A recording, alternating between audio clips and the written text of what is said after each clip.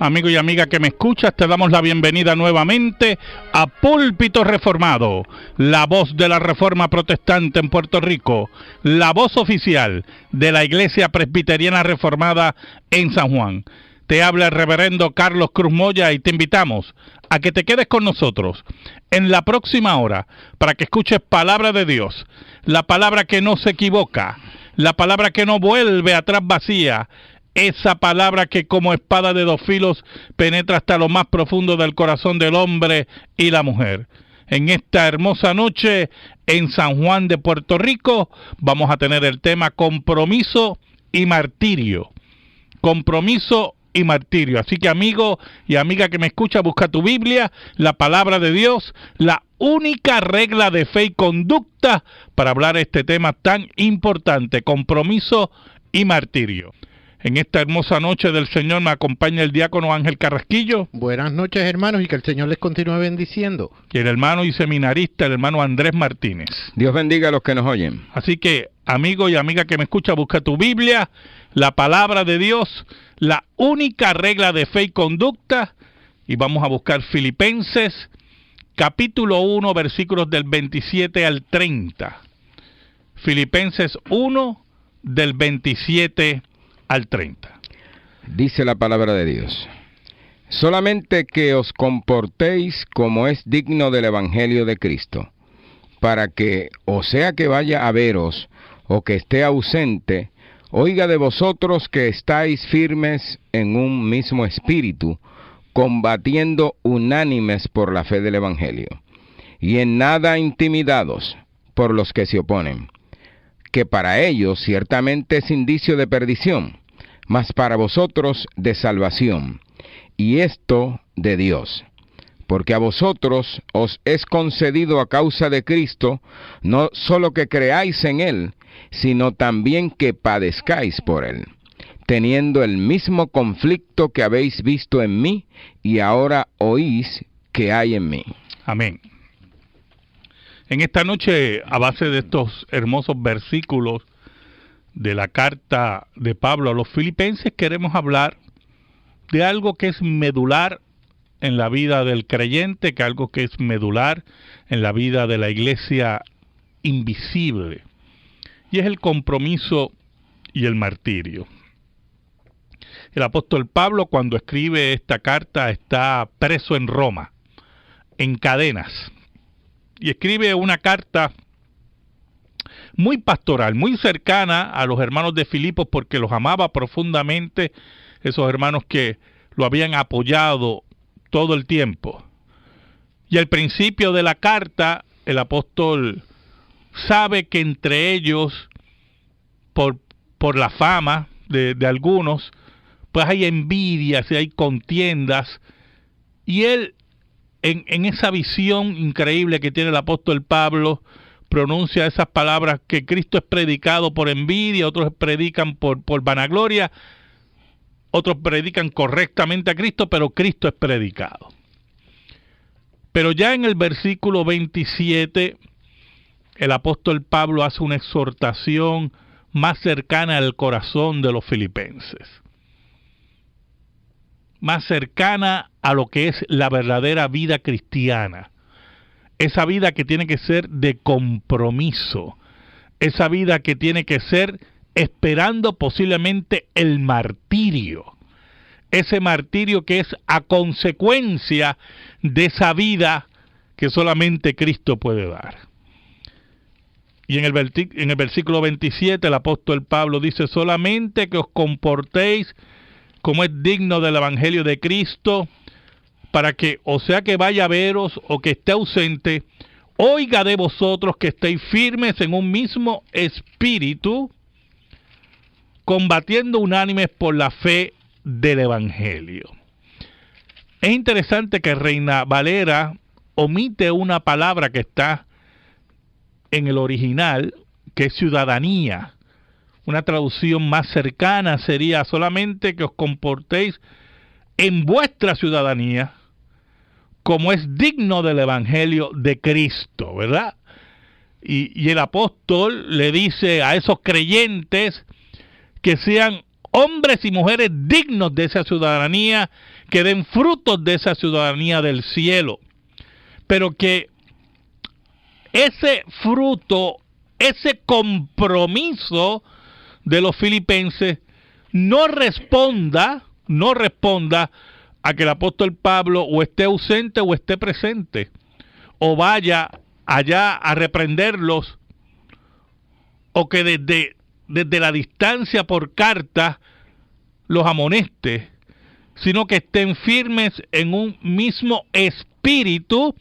Y cuando el apóstol Pablo utiliza estas palabras, está haciendo referencia a los primeros versículos de la carta, donde ya se veían ciertas contiendas. Él sabía que la unidad de la iglesia de Filipo era importante para que dieran testimonio de esa ciudadanía del cielo, de ese compromiso.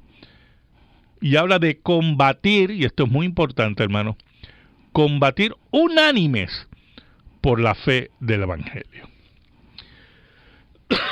Perdón. Y aquí entramos en un detalle que, ¿verdad?, que se pierde muchas veces dentro de la fe de la vida de la iglesia. El combatir por el Evangelio, hermanos, nos va a traer persecución. Combatir por la verdad, ser ciudadanos del cielo, como dice el apóstol Pablo, ser ciudadanos dignos de este Evangelio, nos va a traer persecución. Porque el compromiso que no tiene doblez, el compromiso que no retrocede, el compromiso que está unido a esa iglesia invisible, lo odia el mundo. Y en el ambiente que estaba la iglesia en el siglo I contra el imperio romano, ese imperio que vio las dimensiones del Evangelio, cuando la iglesia valientemente proclamaba a Jesucristo como Señor sobre el César, es importante señalar que ella nunca retrocedió. Añadiendo a lo que dices, en el primer siglo la iglesia se encontraba y el mensaje del Evangelio era único y solo, porque Exacto, había una sola iglesia, una sola iglesia y el ambiente era de sincretismo. Todas las religiones eran aceptadas con el favor de que se aceptara como que el César era, ¿verdad?, que estaba por otro Dios, otro señor. Otro Dios, no se podía poner. Bueno, tenían a los creyentes como ateos porque no creían así mismo es a la forma de religión. Y entonces ellos estaban solos predicando un mensaje que nadie había oído, y que no era igual al mensaje de los demás. Exacto. Porque los demás aceptaban los demás dioses, pero así estos decían, esos dioses no son correctos, el verdadero Dios es el Dios del Evangelio. Y había también otro detalle, el hecho de que el pueblo judío estaba en contra de los cristianos en ese sentido, o sea, que esto le añadía, porque cómo el pueblo de Israel va a estar dividido en ese sentido. O sea, eso era una de las inquietudes. Y lo tenían como una secta del judaísmo y el judaísmo en contra del cristianismo. En contra de ellos. Bueno, también había una característica de las religiones de ese tiempo, muchas de ellas, si no todas, respondían a realidades, si se puede decir, a realidades regionalistas. O sea, eran religiones regionalistas o, si se me permite esa palabra, dentro del siglo I, eran religiones nacionalistas. El judaísmo respondía al ser judío, ¿verdad? Y así las religiones griegas a ser griego, ¿verdad? Y así sucesivamente, y la religión romana a ser romano. Pero el cristianismo tenía la característica muy importante de que no era nacional, que no había en ningún momento, ningún aspecto que se viera, que lo identificara con alguna nación. Y en ese sentido había un problema, ¿verdad? Porque era la proclamación de un mensaje universal que declaraba que en cualquier punto del imperio, el apóstol Pablo exhortaba que estuvieran unánimes combatiendo por la fe del Evangelio. Y eso sí, era muy difícil para el imperio descifrar. Y esa era la importancia del compromiso del creyente. Y la importancia del compromiso hoy del creyente. Que veamos la fe cristiana como una fe que se proclama universalmente. Y que estamos aquí para defender el Evangelio contra cualquier persecución. Y tiene el Evangelio en sus entrañas necesariamente el elemento de combatir. Así mismo Ese elemento lo tiene el mismo Evangelio porque está en contra de todo lo que no es Evangelio, y entonces de allá para acá también es una guerra. Exacto. El versículo 28 dice: y en nada intimidados por los que se oponen, que para ellos ciertamente es indicio de perdición, mas para vosotros de salvación, y esto de Dios. En ningún momento la iglesia podía retroceder ante la oposición del Imperio Romano, ante la oposición de los gobernantes o de las religiones de ese tiempo. De los familiares. En ningún momento podía retroceder la iglesia. Ahora, cuando hablas de intimidación, escuche bien, hermano, y está el compromiso y el martirio. La intimidación no solamente era una intimidación verbal, filosófica contra la iglesia, era también una intimidación de muerte, llevarlos al martirio, a ser presos, como estaba el apóstol Pablo en ese momento. Y la vida del creyente, como dice aquí el apóstol Pablo, es una de compromiso y martirio, porque sabe que levantar la voz por Cristo Jesús y por el Evangelio, nada nos debe intimidar, incluyendo la muerte. Incluyendo la muerte. Porque el compromiso que tenemos con Jesús, el compromiso que tenemos con nuestro capitán, el compromiso que tenemos por el Evangelio de Cristo, nos dice el apóstol Pablo, son indicios de salvación. Para aquellos que nos persiguen, son señales de perdición y de condenación. Pero para aquellos que están firmes, que no se intimidan, son indicios de salvación, dice el apóstol Pablo. Y dice que esto es de Dios. Hay una palabra que estamos hablando de intimidados. Sin embargo, hay una versión, pastor, que tengo aquí en un comentario de Hendrickson, que dice, sin aterraros. Mira qué interesante. Que implica miedo, pánico, así que no es. llegues a ese elemento de miedo. Y es importante que hayas traído eso, ¿verdad? Porque frente a un león va a haber terror. ¿Oyó, hermano? Y cuando el apóstol Pablo nos dice, no se intimiden, no tengan terror, no tengan miedo, no se refiere, hermano, escuche bien, que posiblemente usted tenga temor porque viene una persecución, porque lo boten de su trabajo. No significa que usted no tenga miedo ante la pérdida, ¿verdad?, de un familiar, ante la pérdida de su vida. Es que ese miedo no lo paralice. Porque es normal sentir miedo. Pero eso no nos va a paralizar, no nos va a intimidar a seguir hacia adelante en la predicación del Evangelio. Se habla de cristianos cantando y entonando salmos o entonando las palabras frente a las fauces de los leones. Así mismo cantando en términos generales, o sea... Así mismo es, porque parte del compromiso del creyente es saber que se acerca la hora de la persecución, que se acerca la hora de la intimidación contra la iglesia. Y aunque ya en otras regiones del mundo, porque mire, nosotros gozamos acá de unas libertades envidiables, pero en unas regiones de nuestro planeta los cristianos están siendo asesinados, y ya es declarado por las Naciones Unidas que la minoría religiosa más perseguida en el mundo sigue siendo la cristiana. La más asesinada siguen siendo los cristianos. La más acosada. Por lo tanto, ya parte de la iglesia está siendo perseguida, está siendo asesinada. ¿Por qué?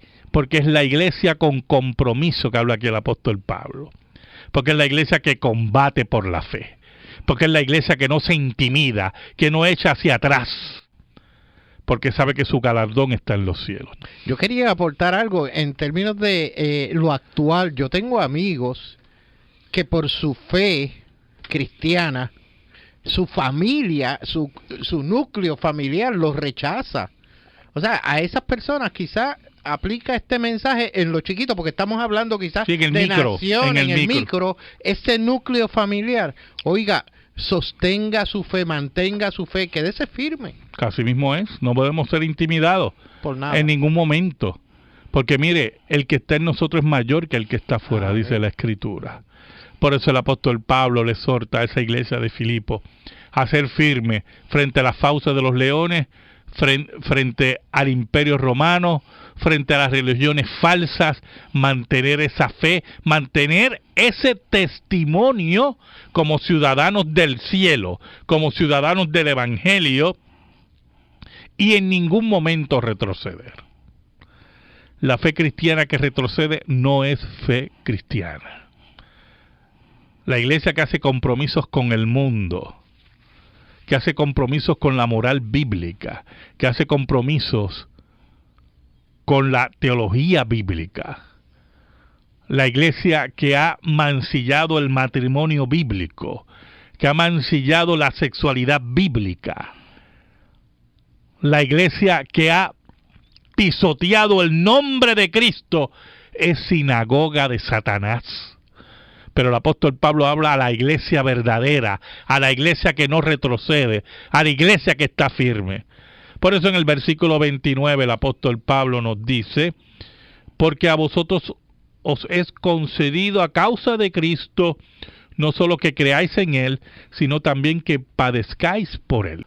Pasamos a la sección de la pregunta religiosa. Tenemos una pregunta del hermano Figueroa de Carolina, Josué 24:15. Dice así: y si mal os parece servir a Jehová, escogeos hoy a quién sirváis, si a los dioses a quienes sirvieron vuestros padres cuando estuvieron al otro lado del río, o a los dioses de los amorreos en cuya tierra habitáis. Pero yo y mi casa serviremos a Jehová. Entonces el hermano Figueroa, ¿verdad?, nos pregunta si este texto se puede interpretar que el hombre tiene libre albedrío. Pues hermano Figueroa, le tengo malas noticias.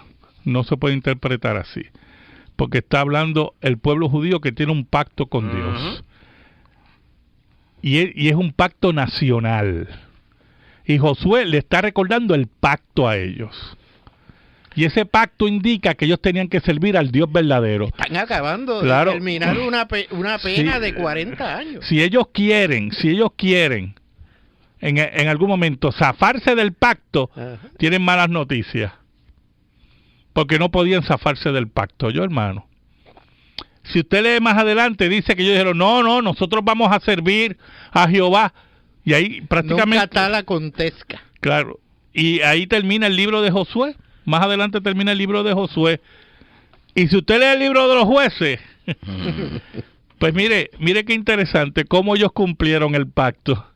El libro de los jueces muestra cómo Israel, aunque con la boca de comer decía que iba a servir a Dios, con sus actos lo negaban. Porque el hombre no puede escoger a Dios. Porque la Biblia dice que está muerto en delitos y pecados, y los muertos no pueden escoger a nadie, ¿oyó? Porque Cristo dijo, no, vosotros no me escogiste a mí, yo os escogí a vosotros.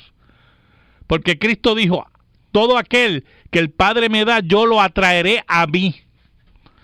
Porque el hombre no puede, no busca a Dios, dice Romanos 3. No le importa a Dios. Y en el versículo de que usted acaba de citar, que nos pidió explicación de Josué 24:15, está enmarcado dentro del pacto que Dios establece con Israel. Israel tenía que servir a Dios, pero le dio las espaldas a Dios. Y aunque con la boca de comer decía, no, que eso nunca acontezca, como muy bien nos dijo aquí el hermano, la verdad es que Israel le daba las espaldas a Dios, porque no podía servir a Dios. ¿Y quién servía a Dios? Lo que dicen los profetas, un remanente. Ese remanente que creyó posteriormente en Cristo y que va a creer en Cristo como único Salvador. Pablo dice, así que no depende del que quiere, ni del que corre, sino de Dios, que tiene misericordia. Así mismo es, así mismo es. Tengo otra pregunta del hermano Arnaldo Vélez de Carolina. Pido oración por fortaleza, pero nos pregunta si las catacumbas verdaderamente existieron y fueron cuevas donde se escondían los cristianos. Pues mire, hermano, yo para el 1990, ya he llovido 2 o 3 cositas, ¿verdad? Pero yo estuve en Roma, para hacer parte de mis estudios de historia. Estuve en Roma un mes, en toda Europa, ¿verdad? Estudios de Europa. Y nos llevaron a las catacumbas en Roma. Y allí el profesor nos explicó que más bien las catacumbas, y estuvimos en catacumbas, eran más bien lugares donde los cristianos iban a enterrar a sus muertos. Hacían su culto, un culto fúnebre, corto, y enterraban a sus muertos. Pero no era que se escondían los cristianos en las catacumbas. Más bien eran lugares fúnebres de los creyentes.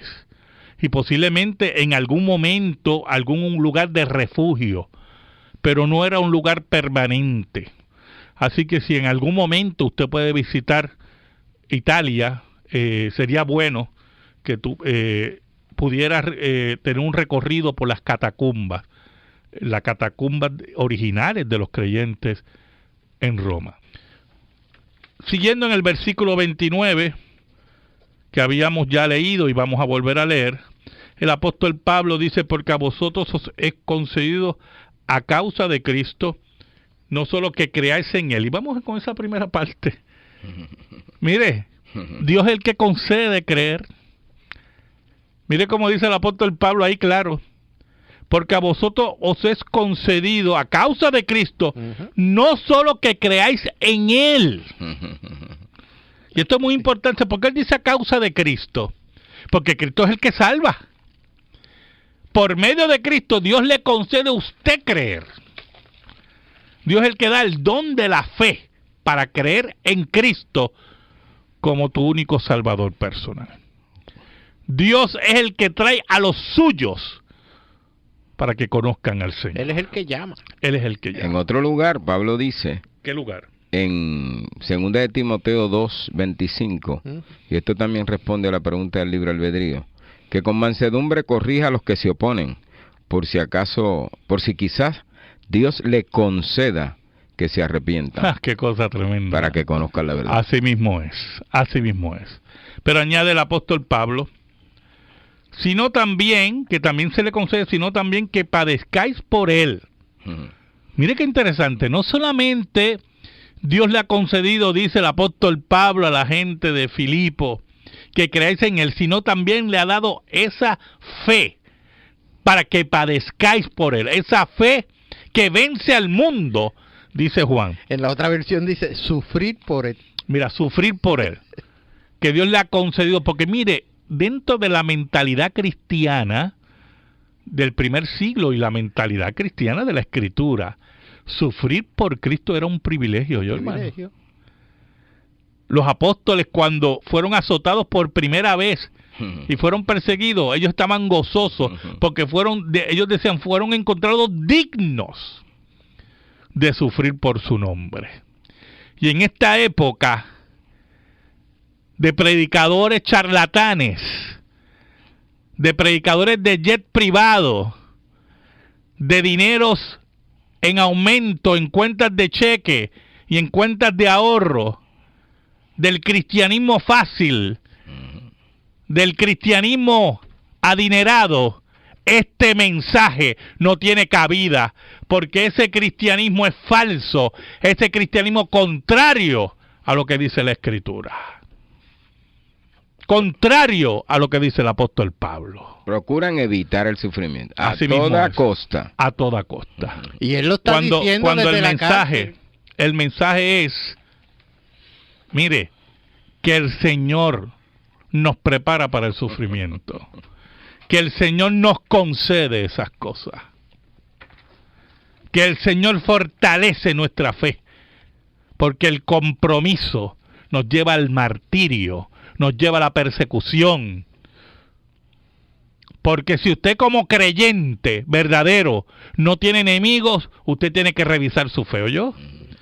Porque cuando nosotros somos creyentes verdaderos, de compromiso, el mundo se levanta contra nosotros. Porque el mundo odia a Dios. Y el mensaje es contrario al mundo, va en oposición al mundo. Y entonces el mundo no puede estar contento. Pero cuando el mensaje va acorde al mundo, cuando aquellos quieren ser que pastores de la farándula, quieren ser pastores de la fama, quieren ser evangelistas de la payasería, de las luces, de las candilejas. Oiga, pastores de Hollywood. En un intento burdo, pastor, de querer atemperar la escritura a los tiempos modernos. Al mundo. Al mundo. Querer atemperarlo. Eso no tiene sentido. Bueno, tiene sentido para ellos, ¿no? Pero es contraproducente. Están tratando de mezclar lo que no se puede. Seguro. Y entonces una cosa se va a tragar la otra. Así mismo es. Así mismo es. Porque es que no hay comunión, que decía el apóstol Pablo, no hay comunión que entre la luz y las tinieblas. No hay comunión entre Cristo y ¿qué? Y Belial. Entonces cuando nos encontramos con estos predicadores, oiga, los otros días estaba viendo a una payasa llamando a dinero a la gente. Entonces decía, ¿quién va a bofetear a Mamón en la cara? De $1,000, adelante. Mire qué poca vergüenza.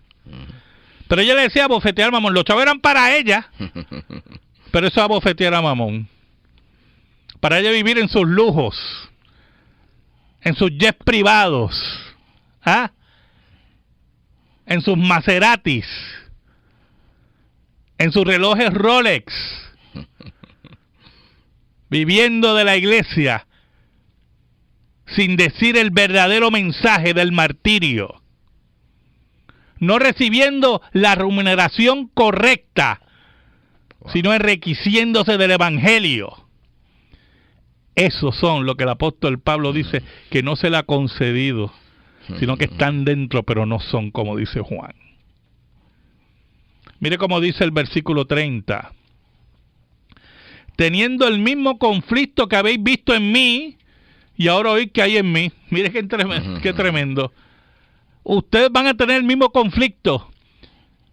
Yo cuando estaba allí preso con Silas, y ustedes vinieron y supieron de mi encarcelamiento, y ahora preso en Roma, sepan que así como yo estoy encarcelado, que así como yo estoy perseguido, ustedes van a verlo en ustedes también. Pero eso es el mensaje que no quieren oír mucho. Quieren oír el mensaje tergiversado. Quieren oír el mensaje adulterado. Quieren oír el mensaje ennegrecido por la mentira. No quieren ver la claridad diáfana del gran proclamación, el querigma del apóstol Pablo, que nos invita al compromiso y al martirio, como dice a la iglesia de Filipo. Esto es lo que Cristo ya había dicho en muchas ocasiones, y cuando iba a partir de aquí y tuvo la reunión con los apóstoles en el aposento alto, les dijo: los van a expulsar de las sinagogas, y aún viene la hora cuando cualquiera que os mate pensará que rinde servicio, y harán esto porque no conocen al Padre ni a mí. Así mismo es. Es decir, que Cristo los tenía ya apertrechados. Esto es lo que va a pasar. Advertido. Una de las cosas que se ve en estos versos, como en toda la Escritura, es que es Cristo el líder de las huestes cristianas y no el apóstol. El apóstol siempre se refiere a Cristo. Cristo es la causa de la persecución. Aquí yo tengo una pregunta del hermano Lizardi. ¿Constantino convirtió a la iglesia cristiana en la religión oficial? ¿Fue por política o convicción? Primero, las dos cosas. Fue por política definitivamente, porque Constantino vio que la iglesia cristiana había crecido en una forma que podía crear la unidad del imperio. Y Constantino quería la unidad del imperio. Pero también Constantino tenía muchas inquietudes espirituales, y buscaba en el cristianismo satisfacer esas inquietudes espirituales. Que convertir la religión cristiana en la religión oficial del imperio posteriormente fue algo que trajo daño, eso no tampoco se puede negar. Pero también hay que ver los beneficios que trajo eso a la sociedad occidental, que era una sociedad paganizada, y que el cristianismo pudo impactar con mucho de la moral cristiana, que acabó con muchas de las prácticas del Imperio Romano que eran terribles, entre ellas el infanticidio. Así que hay que verlo, ¿verdad?, en diferentes ópticas. En ese sentido, Andrés y Ángel, en la sociedad occidental americana, principalmente en los Estados Unidos, el concepto del martirio ya es una mala palabra. Ya es una mala palabra. Porque se ha convertido, el Dios que ellos predican es el Dios de la abundancia, que quiere que todos los creyentes vivan en abundancia. Que son príncipes, dicen los de la teología de la prosperidad. Somos príncipes. Y en ese sentido, el principado, ese principado que ellos reclaman, es el principado de las riquezas. Y oiga, y quiero aclarar algo, déme aclarar algo.